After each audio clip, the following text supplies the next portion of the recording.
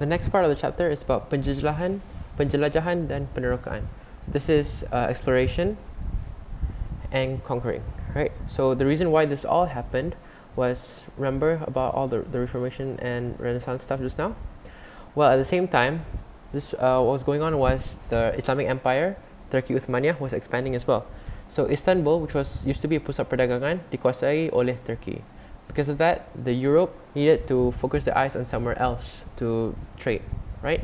So that's how they found the Atlantic Ocean and made new trade routes and to find more land. Besides that, we also disebabkan oleh desakan economy. They needed there was a large economic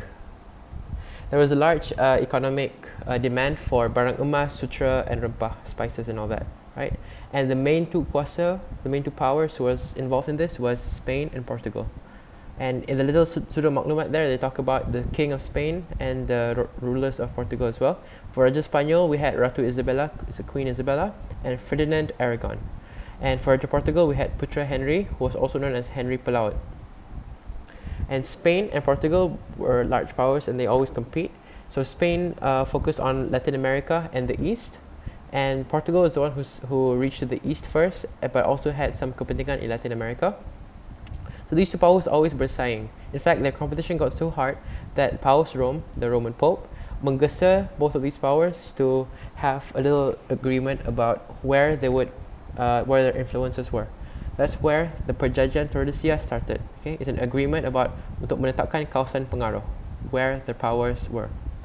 And a few tokoh mentioned in the book was Christopher Columbus, who was the first one to land in America, and Ferdinand Magellan, who famously set around to sail around the world. He reached the East and was killed in Philippines. Anyway, another sebab was that they wanted to have a large keuntungan, so there was a large untungan for rempah and sutra, for spices and silk, right? And because of the large this, they mendorong them to travel to the East Timor, right? Besides this, there was a large pengaruh from gereja, the church, to menyebarkan agama Kristian, spread the Christian religion towards the whole world, right? At the same time, there was also a lot of new monarchies happening in Britain, France, and all that, and these powers were also telling their people to go search for more stuff around the world. And there was in fact a popular saying which shows the semangat bangga for the bangsa, which is gold, glory, and gospel. Right? Gold referring to harta, glory referring to the power, and gospel referring to the Christian religion. So that was sebab why this exploration age started. Let's see what it cost. So the first main cost was kuasa tempatan. The local powers terpaksa memeterai perjanjian dengan wakil kuasa Eropah. They were forced to make agreements with the Europeans, right? And a lot of these wakil were actually syarikat berpegam. They were companies, right? For example, VOC and all those, right? So VOC is from Dutch.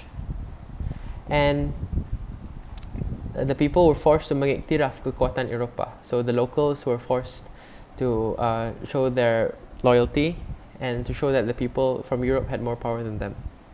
So that's one of the kesan. Another one is that daerah luar, right? So all the other small conquered places outside who used to be emporiums. Emporiums are large markets, right, for the whole world. They soon became pembekal kepada masyarakat Eropah. So the Europeans used these emporiums, for example, Goa and Malacca, as sources for their wealth.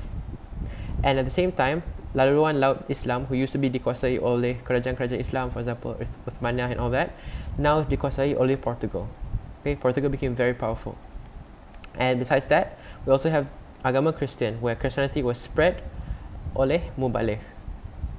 And at the same time, we also look at the tamadun, some of the old civilizations in Latin America. For example, the Aztecs in Mexico and the Incas in Peru were attacked, they were fought wars with, and some of them even extinct, for example, the Incans. And at the same time, there's also a large hijrahan ramai, which caused a new masyarakat baru.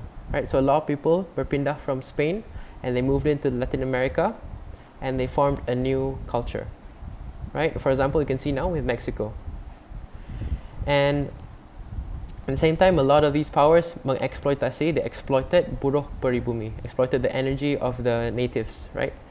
And there's a saying, I'm not saying it, there's a popular words in Spain where penjelajah was known as conquistors, and the people who were dijajah is the conquistadors, right? So that's all about penjelajahan dan penerokaan. Later we'll see how all of this, right, all this age led to the agricultural revolution and the industrial revolution.